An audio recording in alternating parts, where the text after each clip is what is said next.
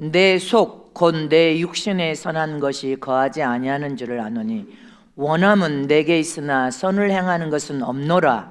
내가 원하는 바 선은 하지 아니하고 도리어 원치 아니하는 바 악은 행하는도다. 만일 내가 원치 아니하는 그것을 하면 이를 행하는 자가 내가 아니요 내 속에 거하는 죄니라. 그러므로 내가 한 법을 깨달았노니 곧 선을 행하기는 원하는 나에게 악이 함께 있는 것이로다. 내 속사람으로는 하나님의 법을 즐거워하되 내 지체 속에서 한 다른 법이 내 마음의 법과 싸워 내 지체 속에 있는 죄의 법 아래로 나를 사로잡아 오는 것을 보는도다. 오라 나는 공고한 사람이로다. 이 사망의 몸에서 누가 나를 건져내랴. 우리 주 예수 그리스도로 말미암아 하나님께 감사하리로다. 그런즉 내 자신이 마음으로는 하나님의 법을 육신으로는 죄의 법을 섬기노라. 아멘. 하나님 앞에서 나의 연약함을 인정해야 하나님의 도움으로 복을 받을 수 있다. 하나님 앞에서 나의 연약함을 인정해야 하나님께 도우심을 받고 복을 받을 수 있다. 하나님 앞에서 나의 연약함을 인정하자. 그래야 도우심을 받고 복을 받을 수 있다. 아멘. 주님이 이제 자리나 채우고 시간을 그렇게 습관에 무뎌져서 그렇게 주저앉아 있는 그런 신앙에서 이제 벌떡 일어나라고 합니다. 잊지 마시기를 축원합니다. 이제 어떤 용도로 써야 될 달란트가 어떤 용도인지 다 나와서 판명이 돼서 나왔기 때문에 여러분들은 겸손의 허를 통해서 내려가라면 내려가야 됩니다. 하나님은 전지전능하신 하나님이시요 오늘도 살아계셔서 우리와 함께 하시는 생명의 근원이 되신 하나님이시요 능력의 원천이 되신 하나님이시요 전혀 하나님은 못할 것이 없고 불가능이 전혀 없으신 하나님이시요 하나님은 전능하신 하나님이시지만 하나님의 능력을 남용하지도 아니하신 하나님이십니다. 또 하나님은 법을 무시하는 분이 아닙니다. 하나님은 법을 준수하여 지켜 행하시는 하나님이시요 당신의 입으로 명하신 그 말씀에 절대로 변개치 아니하신 하나님이시라고 우리에게 반드시 약속해 주셨습니다. 또 하나님이 우리에게 주신 믿음은 생명에 들어있는 믿음은 오직 예수님을 질 대신 예수님을 찾아가는 믿음이요 하나님을 찾아가는 믿음이요 영원한 천국을 찾아가는 생명에 들어있는 믿음이란 말입니다. 그래서 그 믿음이 하나님께로 온 믿음 내 안에서 내가 이렇게 하면 잘 될 것이야 내 신념 내 안에서 나온 믿음이 아니라 하나님 안에서 나온 그 믿음이 우리의 심령에 심겨진 그 순간부터 믿음이 잉태되어서 믿음이 잘 자라서 더 큰 믿음으로 나아가고 더 큰 믿음으로 나아가려면 이 믿음을 키우는 일에 있어서 말씀의 계명을 사랑하여 계명을 삶 속에 적용하여 행하지 아니하면 믿음은 자라지 않습니다. 잊지 마시기를 축원합니다. 하나님의 어떤 명령이나 말씀에 아멘으로 화답하고 순종하여서 그 뜻을 이루려고 행할 때 생명이 들어있는 믿음은 잉태되어 자랍니다. 더 단단한 믿음으로 자라고 더 견고한 믿음으로 자라고 더 반석 같은 믿음으로 자라고 그 믿음이 자란단 말입니다. 무엇을 할 때 말씀을 삶 속에 적용하여 행할 때 근데 말씀을 적용하여 행하지 못함으로 믿음을 지속시키지 못할 때는 뭐를 하라고 주님이 또 당부해 주셨습니다. 부르짖어서 깨어서 기도하라. 깨어서 부르짖어 무시로 기도하라. 깨어서 기도하란 말이다. 기도할 때 하나님은 하나님의 힘과 능력을 공급하여 주셔서 하나님 영광을 위해 충성을 다하게 하시고 하나님의 뜻을 성취시켜 완성하도록 우리의 믿음을 더 큰 믿음으로 키우시는 하나님이십니다. 우리가 어떤 어려움과 유형을 만났을 때도 하나님께 부르짖고 기도하는 것은 기도하는 사람은 인생의 큰 유형을 만나도 그 유형이 닥쳐도 큰 강풍 같은 고난이 닥쳐도 기도하는 사람은 능히 견뎌서 이깁니다. 그러나 기도하지 않은 사람은 흔들흔들거리다 낙심하고 좌절하고 우울증에 걸리고 여러분들 하나님도 버려버리고 세상으로 가면서 영원히 여러분들 멸망의 길로 갈 수 있다는 것을 기억해야 됩니다. 우리 인생의 삶이 육체를 가지고 세상에 사는 동안에 어떤 어려움과 유형을 안 만날 수는 없습니다. 어떤 어려움과 유형을 만나면 너무 충격해서 헤어나지 못하니까 낙심하고 좌절할 수는 있습니다.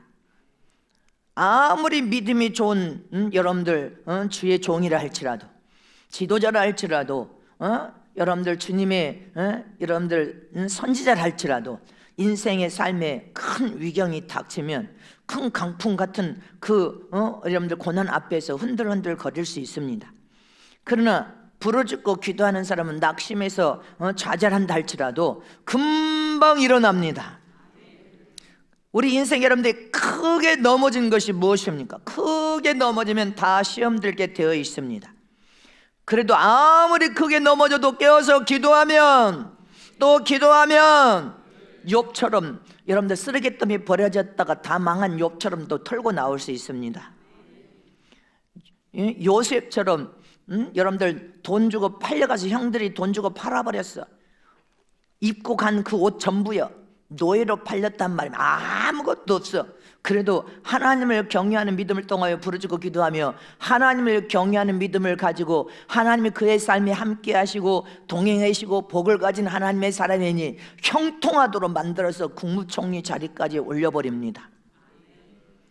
기도하는 사람은 금방 털고 일어나지만 깨어서 기도하지 않은 사람은 티끌 같은 문제가 닥쳐도 그 문제 앞에서 주저앉아 낙심하고 좌절하고 중내상한에 여러분들 할 수밖에 없습니다. 그래서 저와 여러분, 기도하는 사람과 기도하지 않은 사람은 하늘과 땅과 같은 천양지차라는 것을 기억해야 됩니다. 기도하면 하나님의 세임과 새 능력을 공급하시고 주님이 장중에 두 손으로 꽉 붙들어 버리십니다. 그러나 기도하지 않으면 얼마나 엄청난 큰 문제 앞에 터졌는데 그 큰 문제 앞에 큰 시험 앞에서 여러분들 기도하지 않으면 어떻게 일어설 수 있습니까? 이 나라의 유형을 만나도 전 기독교인들이 부르짖고 울부짖고 기도하면 하나님께서는 기도하는 우리의 편임 되십니다. 반드시 역사하시고 축복할 것을 의심 없이 믿어야 됩니다. 열왕기상 18장 19절 말씀을 보면 여러분들 시작. 그런즉 보내어 온 이스라엘과 이세벨의 상에서 먹는 바알의 선지자 450인과 아사랴 선지자 400인을 갈멜산으로 모아 내게로 나오게 하소서. 할렐루야. 이 말씀은 여러분들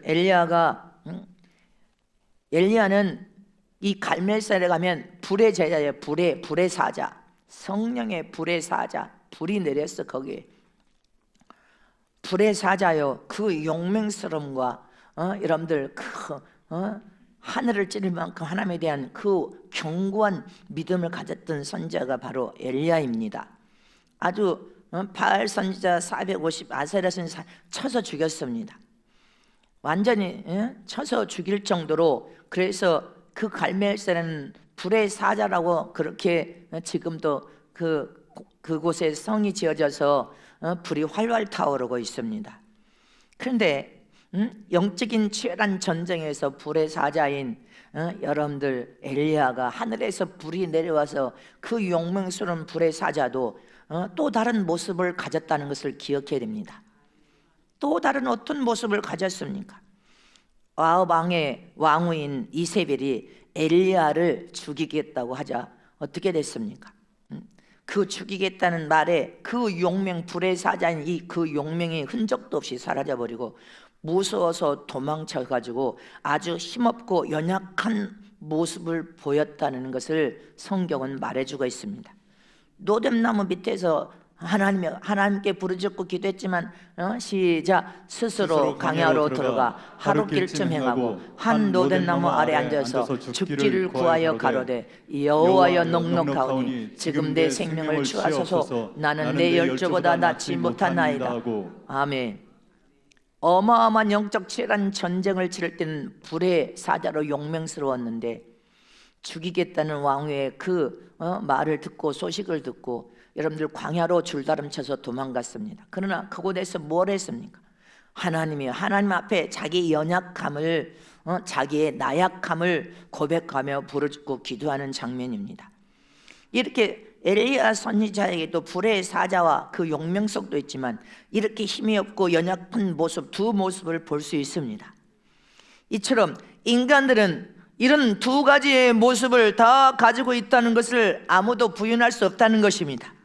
믿음이 아무리 좋은 지도자라 할지라도, 아무리 믿음이 좋은 선지자라 할지라도, 아무리 믿음이 좋은 주의 종이라 할지라도 우리 인생의 위경을 만나면 연약하게 뒷걸음질 칠 수도 있고 주저앉아 낙심할 수도 있지만 무엇을 해야 돼?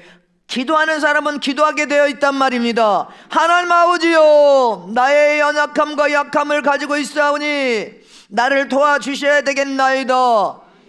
어떤 순간에도 부르짖고 기도하는 하나님의 사람들은 하나님이 찾아와 새 힘과 새 능력을 부어주시며 하나님께서 붙들어 주시고 하나님의 이름을 부를 때 견뎌 이기게 만들어 주시고 지혜를 부어주신단 말입니다. 하나님의 지혜와 명철이 부어질 것을 의심 없이 믿으시기를 축원합니다. 그래서 지금 저와 여러분은 기도하는 사람이 되어야 된단 말입니다. 전적으로 하나님만을 의뢰하고 의지하는 믿음의 사람으로. 그러면 여러분들 주의 종이나 선자나 지도자도 여러분들 큰 시험이 오는데 장로, 권사, 평신도, 집사들은 더 많은 시험이 오죠. 그럼 뭘 해야 됩니까? 부르짖어 기도해야 돼. 모든 매 순간 나의 연약함을 저와 여러분은 안다면 하나님 앞에서 겸손하게 허리를 동이되 나의 무엇을 인정하면서 하나님 앞에 모든 매 순간 부르짖고 기도하며 하나님의 도움을 받아야 됩니까? 우리는 지금 분초마다 하나님의 도움을 받아야 돼. 전 세계는 어떤 일이 벌어질지 우리는 아무도 몰라. 기근, 흉년, 질병, 재앙, 재난에 지금 전 세계 기후 변화로 인하여 얼마나 어마어마한 일들이 터지고 있습니까? 이때 저와 여러분은 허리를 동여서 겸손하게 하나님 앞에서 나의 무엇을 인정하면서 하나님의 도움을 받아야 하나님의 도우심을 받고 복을 받을 수 있는 길이냔 말입니다. 첫 번째로 내 믿음이 아무리 좋아도 전능하신 하나님 앞에서는 내 연약함을 인정해야 하나님의 도움을 받을 수 있단 말입니다. 자, 옆에 계신 분에게 우리 영적인 성도님의 믿음이 아무리 좋아도 빨리 말해. 뭐 예복 입고 뭐 입고 아무리 좋아도 네가 똑똑하고 잘냈냐고 물어봐. 네 똑똑함이 얼마만큼 똑똑하고 잘났냐? 주님이 여기 교회 와서 18년 됐어요. 나는 성도들이 너무 어려워서 달란트 가진 사람들을 장로 권사로도 세우고 전도사로도 세우고 회장으로 했지만 이제 전도사를 주님이 다 내리라 하십니다. 명령이 떨어져서 아무 필요 없다. 이제 일을 잘할 수 있는 사람을 전도사로 세우지 말고 전도사도 평신도 집사로 다 내려 보내라 하십니다. 이제 명령 떨어져서 다 내려가야 됩니다. 부장을 믿음 좀 부장을 세울 겁니다. 교육자들도 숫자를 이번에 줄였습니다. 또 줄일 겁니다. 정말로 일할 사명을 가진 자로 철저히 줄일 겁니다. 더 이제 안 세웁니다. 근데 기억하세요. 특출한 사명을 가진 자가 있다면 세우지, 그렇지 않으면 전부 이제 2025년부터 주님 명령 떨어져서 내년부터 전도사들은 싹 내릴 겁니다. 기억하세요. 꼭 필요한 사람 아니면 이제는 안 됩니다. 주님이 2025년은 시간을 달랐는데 주님이 안 된다 하십니다. 이제 사명을 가진 사람 외에는 특출한 하나님의 뜻을 순종하지 않는 이상에는 여러분들이 무용지물이야. 습관에 젖어서 잘못된 행동에 그냥 시간만 때우고 이렇게는 안 된다 하십니다. 기억하시기를 축원합니다. 우리는 아무리 내 믿음이 좋아도 하나님 앞에서 내 연약함을 인정할 줄 알아야 됩니다. 하나님은 전지전능하신 분이시여 모든 것을 다 하실 수 있는 하나님 아버지신 것을 기억해야 됩니다. 그래서 하나님 앞에서는 우리 자신들이 늘 나의 나됨이 다 하나님의 은혜와 도우심과 사랑으로 되어졌음을 고백합니다. 나는 연약한 인생입니다. 그렇게 인정을 하고 다 내려놓고 마음을 비우고 내 한계가 이 정도임을 깨달았습니다 하고 인정할 수 있어야 됩니다. 이 세상은 격변하고 있어. 사람들은 기후변화라고 하지만 아닙니다. 하나님이 마지막 말세에 기근, 흉년, 질병, 재앙, 전쟁이 따라가고 있는 이 시점에서 내가 할 수 없는 일은 너무 많아. 세상에서 내가 원하는 대로 되어지지를 않아. 되어집니까? 악한 자들은 더 악으로 이거져 가고 선한 자들은 선한 사람들은 얼마 되지도 않아. 전 세계 270나라 정도의 여러분들 정도 중에 자유민주주의 국가는 54개국인가 56개국밖에 안 되고 나머지는 사회주의 아니면 공산주의인데, 공산주의가 더 여러분들 득세를 하고 있는 세상이라는 것을 기억해야 되는데, 여러분들 적구스가 출연해봐, 다 가서 붙으지요. 다 붙어버립니다. 저와 여러분은 진리가 너희를 자유케 하려는 것처럼 우리는 성경 위에 세운 나라니까 자유민주주의를 수호해서 자유민주주의 나라로 하나님의 영광을 드러내야 된단 말입니다. 마지막 때 하나님께서 우리는 동방의 예루살렘으로, 이 나라가 선택된 이유는 전 세계의 영혼을 손을 걷어붙이고 영혼을 살리는 선교사를 많이 파송함으로 주신 축복의 은혜라고 합니다. 아멘이십니까? 이렇게 세상은 격변하고 있단 말입니다. 그래서 우리는 내가 할 수 없는 일도 세상에, 여러분들 계획된 대로 됩니까? 계획된 대로 안 됩니다. 계획된 대로 되지를 않아. 지식에도 한계가 있고 뛰어넘을 수 없는 벽이 얼마나 많은지를 몰라. 장벽이 많아. 그래서 저와 여러분은 자기 한계를 깨달아야 된단 말입니다. 인간은 아무것도 아닌 존재라는 한계를 깨달아야 돼. 하나님의 은혜와 사랑 안에서 하나님의 도우심이 아니면 안 되구나. 하나님의 보호하심과 도우심으로 사는 존재였구나. 하나님의 지금까지 은혜와 사랑으로 나를 축복하셨구나. 이렇게 연약한 존재인 것을 스스로 깨달아서 무릎을 꿇고 마음을 낮추어서 겸손하게 하나님 앞에 두 손 들고 하나님의 도움을 구하는 저와 여러분 되시길 진심으로 축원합니다. 자기 자신이 무슨 대단한 존재라고 착각에 빠져가지고 교만하고, 여러분들 그 교만을 남용하여서 잘못 사용하고 쓰면 하나님의 도움을 받을 수가 없단 말입니다. 저와 여러분은 신앙과 믿음을 가졌다면, 하나님의 전적인 도우심을 받으려면 하나님을 전적으로 의지하고 하나님의 도우심을 구하며 하나님의 이름으로 간구하고 기도하여서 여러분들이 생생하게 살아계신 하나님을 체험해야 된단 말입니다. 체험하는 저 여러분 되시기를 축원합니다. 하나님을 체험해야 돼. 그래서 하나님의 도우심을 맛볼 수 있어야 된다는 것입니다. 그래서 하나님의 도우심을 맛볼 뿐 아니라 하나님께서 내 인생의 모든 문제가, 여러분들 인생의 삶의 문제가 막히지 않고 술술 풀어지기를 원치 않습니까? 술술 풀어지기를 원한다면 저와 여러분은 말씀 안으로 들어가야 된단 말입니다. 말씀 안으로 들어가는 저는 되시기를 축원합니다.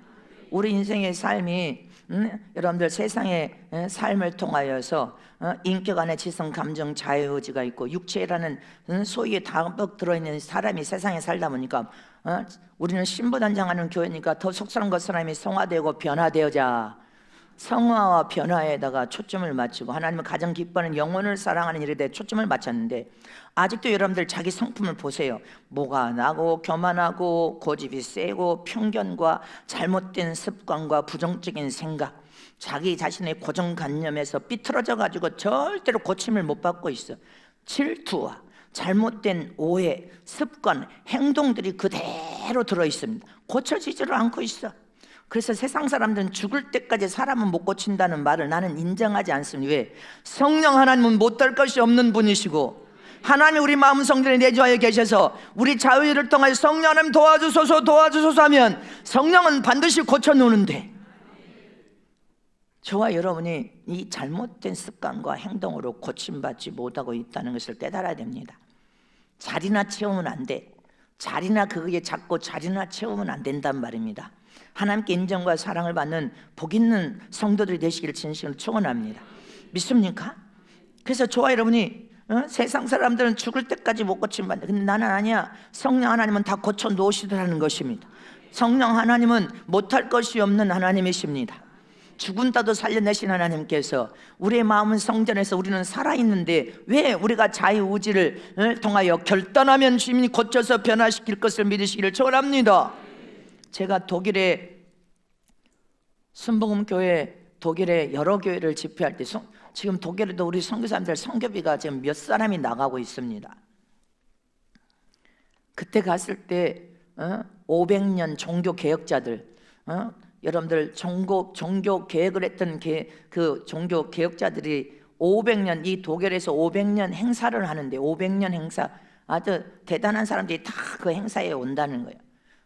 목사님도 그 행사에 한번 초청하면 한번 오시겠습니까? 이러는데 내가 그냥 웃었어. 내가 아유, 우리는 겨우 100년 남짓이야. 여러분들 종교 개혁자 마틴 루터라는 사람은 대단한 사람이었습니다. 매우 냉철하면서도 강한 사람, 정말 용맹이 있었고 하나님에 대한 믿음이 아주 철두철미한 믿음을 가졌던 사람입니다. 근데 그때 이 루터가 종교가 개혁돼야 되겠다, 이 가톨릭의 교황이 황제보다 더 높은 권력과 힘을 가지고 이 기독교가 이렇게 돼서 타락과 변질로 이렇게 돼서는 안 된다 해서 여러분들 혼자 교황을 맞서고 가톨릭의 세력과 맞서서 싸움을 일으켜서 종교개혁을 일으킬 때 말로 할 수 없는 탄압과 핍박과 박해를 받고 온갖 고통을 다 당했어도 그걸 굴복하지 않았다는 것입니다. 그냥 개혁이 일어나지 않습니다. 개혁 자체가 그냥 일어납니까?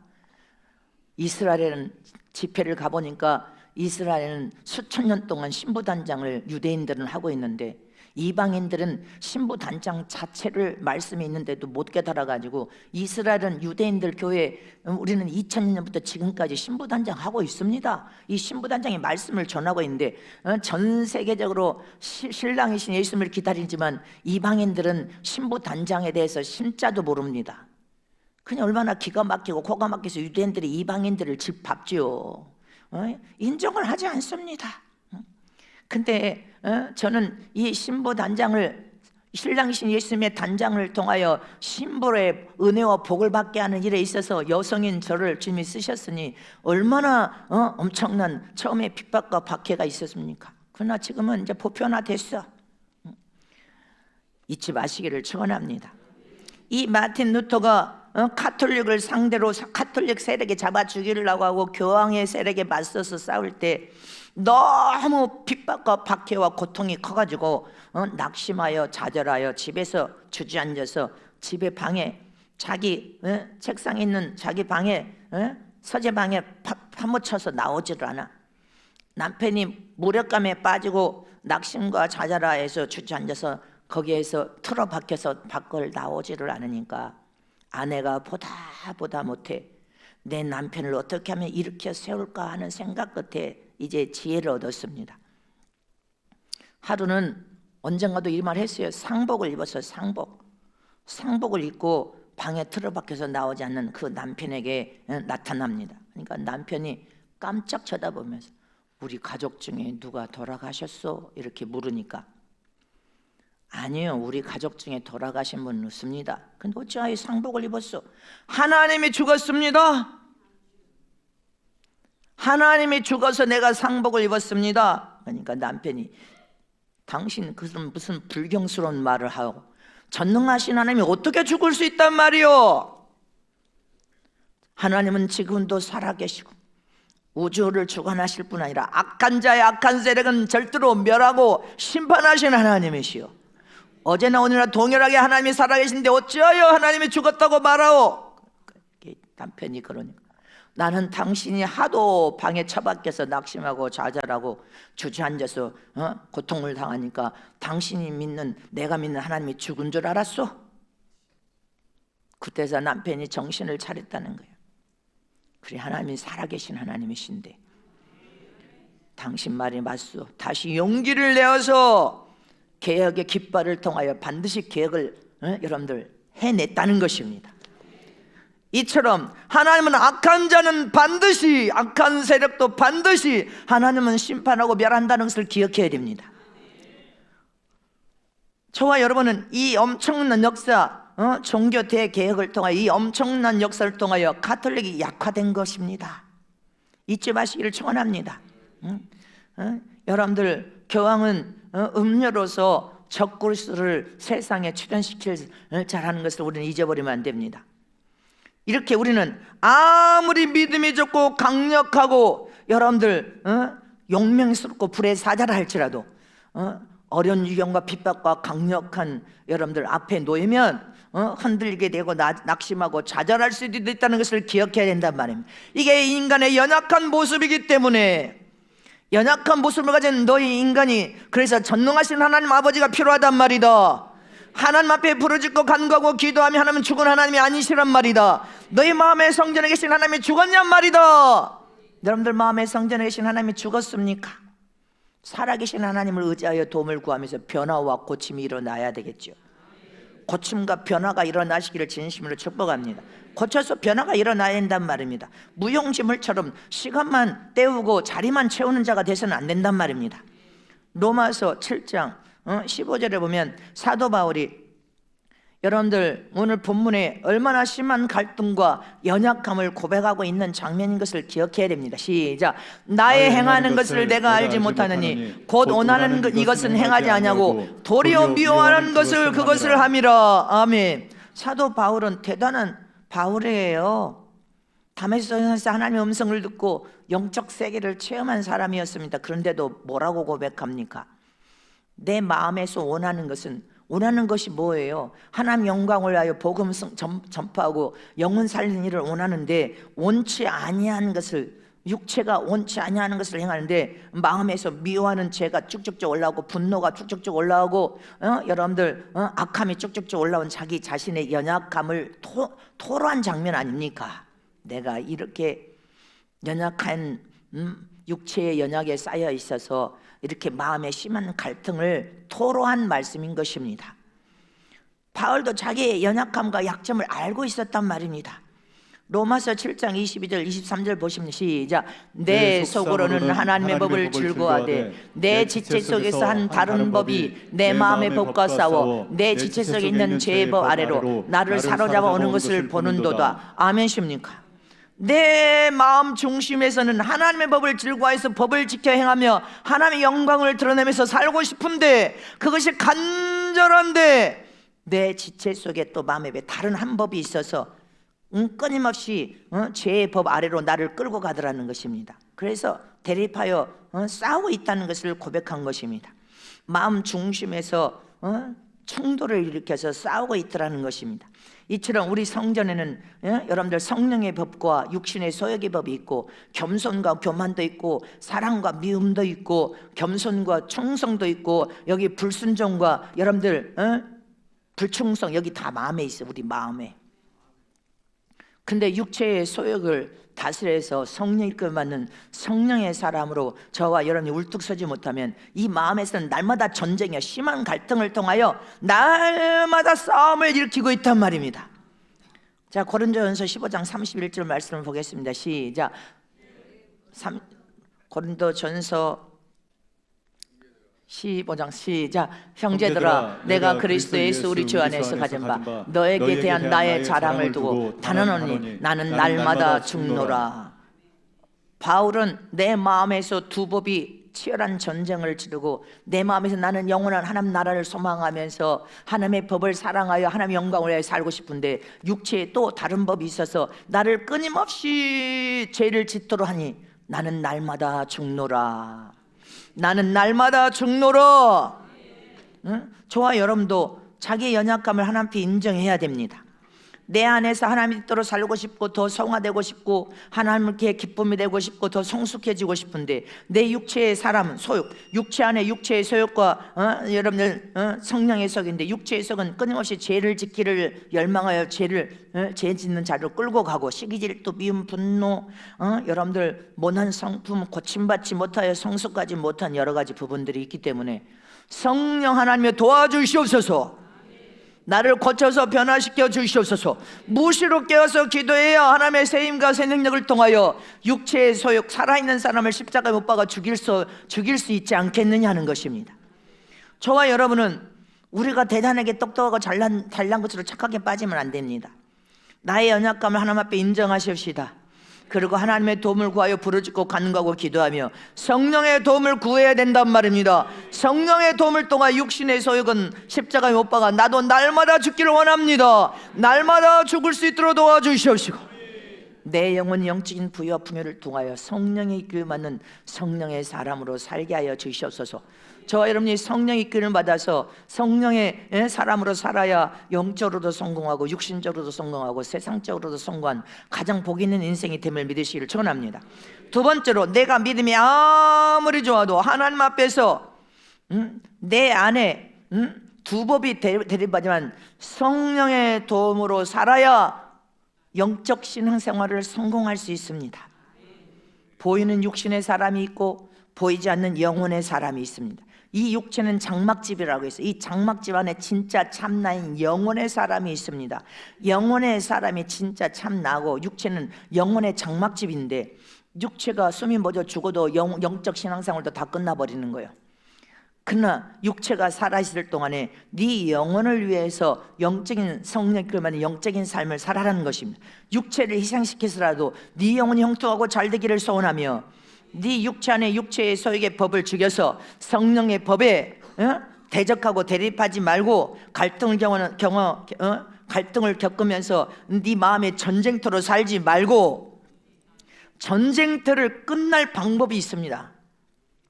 내 마음에 심한 갈등을 겪지 않고 마음의 육체의 소욕을 십자가에 못 박아 죽이면서 전쟁터, 마음의 심적인 전쟁터를 완전히 끝내버릴 방법을 성경에서 우리에게 제시해 주었습니다. 잊지 마시기를 축원합니다.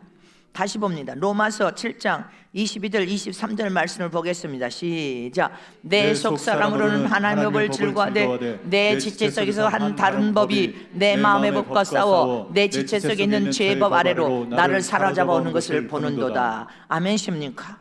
끊임없이 죄를 짓도록 끌고 가더라는 거예요. 내 마음에 하나님 뜻대로 살기를 원하는데도 불구하고 로마서 8장 2절 말씀도 봅니다. 시작. 이는 그리스도 예수 안에 있는 생명의 성령의 법이 죄와 사망의 법에서 너를 해방하였음이니라. 아멘. 우리는 예수 그리스도 안에 들어와서 예수님을 통하여 구원받아 영원한 영의 저주에서 여러분들 원죄에서 해방을 통하여 구원받아 하나님의 거룩한 자녀가 되었다면 성령이 내 안에서 그 생명의 법을 통하여 죄와 사망의 법에서 완전히 이겨서 해방받아야 될 줄 믿으시기를 축원합니다. 자, 로마서 자, 시작. 육신을 쫓는 자는 육신의 일을, 영을 쫓는 자는 영의 일을 생각하나니 육신의 생각은 사망이요 영의 생각은 생명과 평안이니라. 육신의 생각은 하나님과 원수가 되나니 이는 하나님 법에 굴복지 아니할 뿐 아니라 할 수도 없음이라. 아멘. 여러분들 이 싸움을 멈출 수 있는 비결을 우리는 우리 안에 육신의 소욕과 성령이 그러면 성령의 소욕이 있어. 근데 육신을 쫓지 말고 영을 쫓으라는 거예요. 성령의 도움을 통하여 성령을 쫓는 삶을 살아라는 것입니다. 영의 일을 생각하고 육신의 일을 도모하여 육신을 여러분들 추종하고 가면 안 된다는 것입니다. 그래서 저와 여러분은 이 싸움을 멈출 수 있는 비결을 성경에서 우리에게 가르쳐 주셨단 말입니다. 무엇입니까? 우리가 육체의 소욕, 육신의 법을 여러분들 완전히 십자가에 못 박아 죽일 수 있는 비결은 믿음이 연약하고 어린아이의 젖을 먹는 수준에서는 불가능합니다.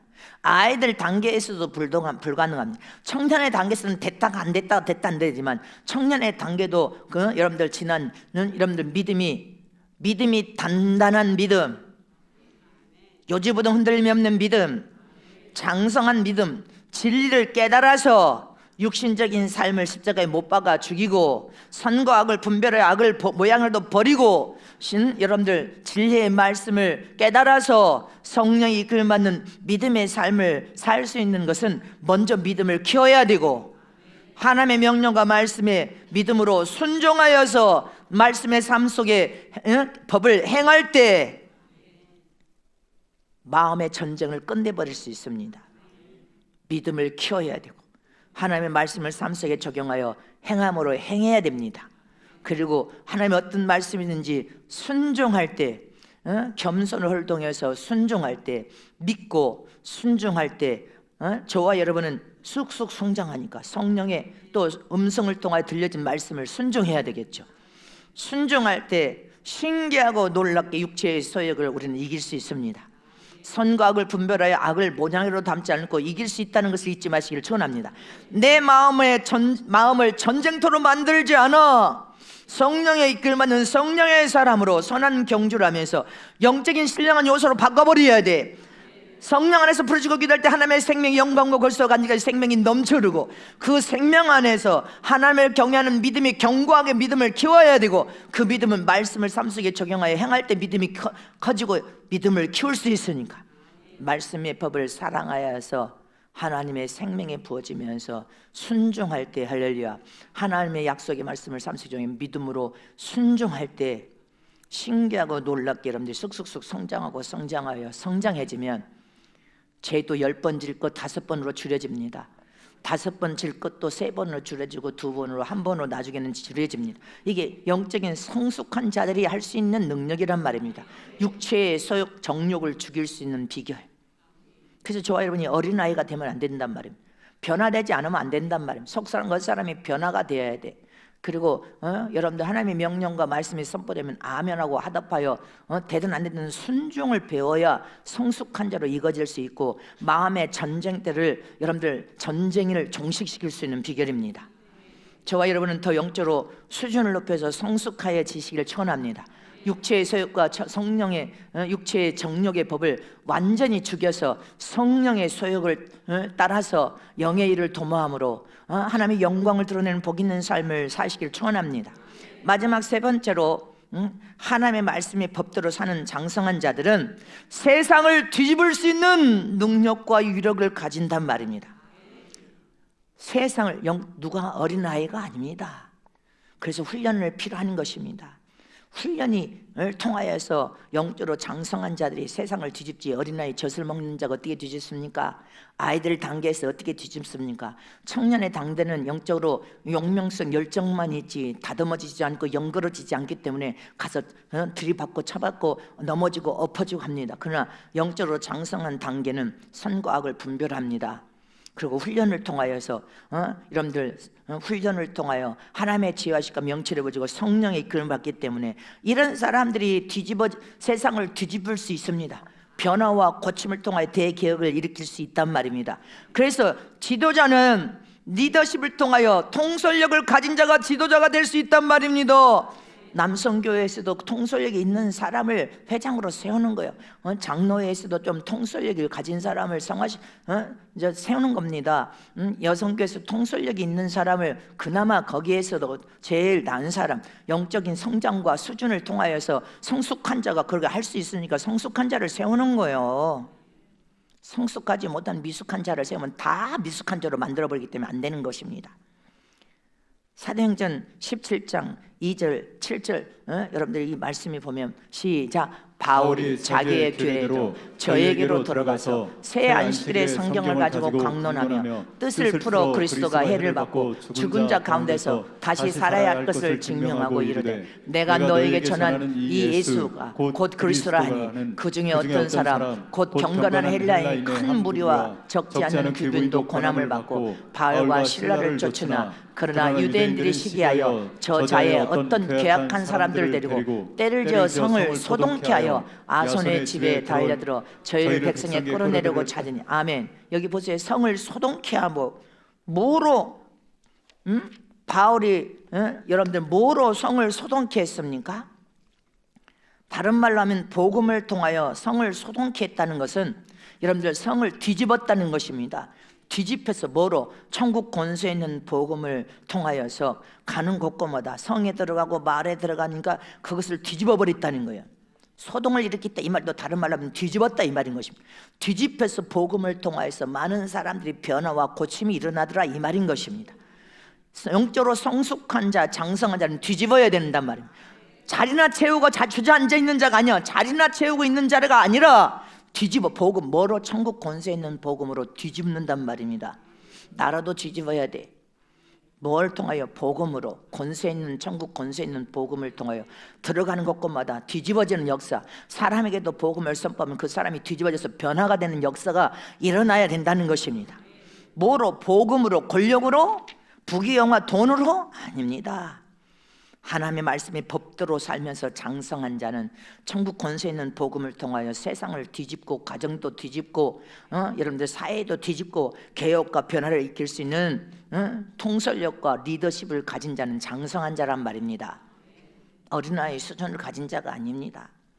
마태복음 10장 34절 35절에 시작.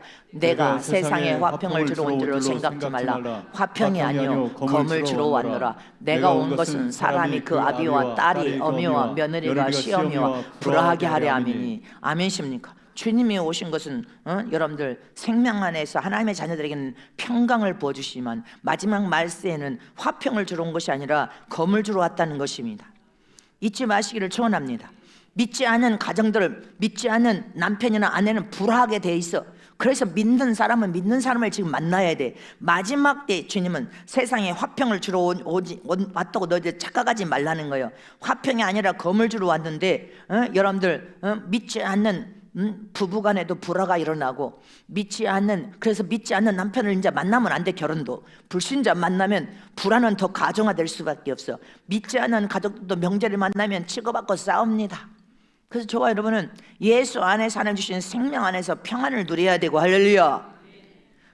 우리는 더 화평하려고 해야 돼. 예수님의 마음과 성품을 가지고 여러분들 더 연합하여 화평을 이루려고 하는 것이 하나님의 뜻이고, 세상에는 지금 화평에 깨어지고 있고 싸움과 다툼으로 나눠주고 찢어지고 있단 말입니다.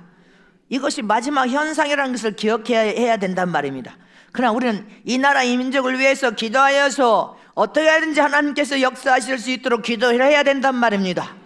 그래서 믿지 않는 가정은 반드시 이제 찢어지고 나눠지는 일들이 벌어지기 때문에 누가 마귀가 역사해서, 그래서 믿음으로 하나 되어야 된단 말입니다. 지금은 믿음으로 하나 되기를 힘써야 되고, 화평을 나누고 찢어져서 불화하는 것이 아니라 화평한 가운데 연합하되 자기에게 자기가 감당할 수 있는 일로 수준을 여러분들 심령이 가난하고 애통하는 마음으로 내려가서 하나님의 기뻐하는 믿음의 삶을 살아야지, 책망받는 일도 감당도 못하면서 주님 앞에 진노와 노여움과 책망받는 일을 만들면 안 된다는 것입니다. 잊지 마시기를 축원합니다. 그래서 지금은 이제 적굴소가 출현하기 전에 전 세계 믿지 않는 가정들이 충돌을 일으키고 싸움과 다툼을 일으키고, 어미와 아비가 싸우고 어미와 시어머니가 싸우고, 여러분들 며느리와 여러분들 이렇게 다툼과 싸움, 부부간에도. 그래서 지금은 믿음으로 하나 되는 것이 가장 중요한 일이에요. 그리고 예복도 안 입었는데 천국에 어떻게 혼인잔치에 들어가냐는 것을 자기 손에 손 얹고 생각해 보란 말입니다.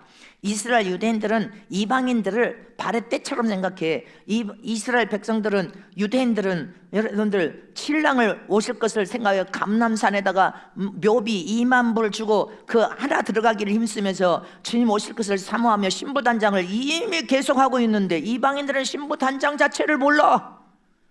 제가 전 세계를 누비면서 100나라가 넘는 나라에 신부단장을 통하여 예복 입은 사람들도 많이 생겼지만 그거는 지극히 적은 수들입니다. 한국은 선교사역을 통하여 신부단장의 예복을 축복으로 그냥 주시겠다고 하는데도 거절하지 않습니까?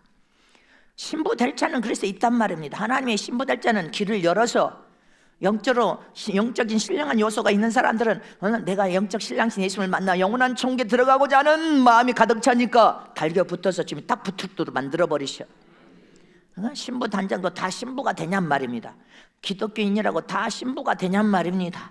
잊지 마시기를 축원합니다. 사망의 권세 잡은 마귀는 하나님의 뜻대로 법대로 살지 못하도록 우리를 찾아와서 반대하고, 어떻게 하니 회방하고 유혹하고 변절시켜서 여러분들 주님을 버리도록, 믿음에서 떠나도록 혈안이 되어 있습니다. 그러나 저와 여러분은 하나님의 법을 더 사랑하고 더 법을 사랑하고 하나님의 말씀을 삶 속에 적용하여 겸손을 통해서 순종하고 하나님의 뜻을 쫓아 감사하며 하나님의 기뻐하는 영혼을 사랑하여 살리는 일에, 복음을 선포하고 전하는 일에 뒤집어져야 된단 말입니다. 개혁과 변화가 일어나면서 뒤집어지는 역사, 환경도 뒤집어지고 가정도 뒤집어지고 사람도 뒤집어지고 도성도 뒤집어지고 이 나라도 뒤집어지고 전 세계도 뒤집어지고, 뒤집어지는 만큼 우리는 맡겨진 사명을 충성을 다해야 될 줄 믿으시기를 축원합니다.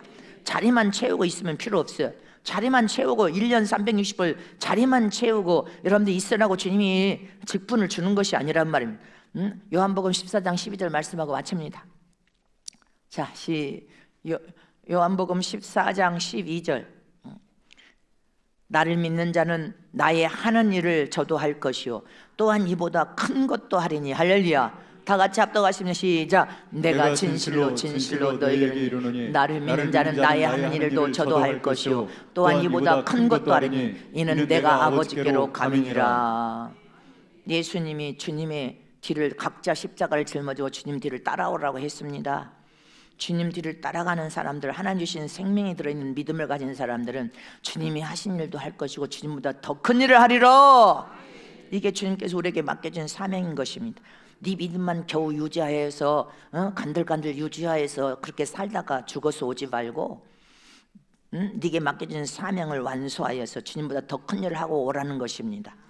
주님보다 더 큰 일을 하고 가야 되는데 맨날 앉아서 소설이 나서 부정적인 소설, 시기질투 소설, 부정적인 생각 속에 여러분들 그렇게 악한 죄악의 소설이 났으면 여러분들이 뭘 더 나아졌다고 하나님 볼 수가 없는 거예요.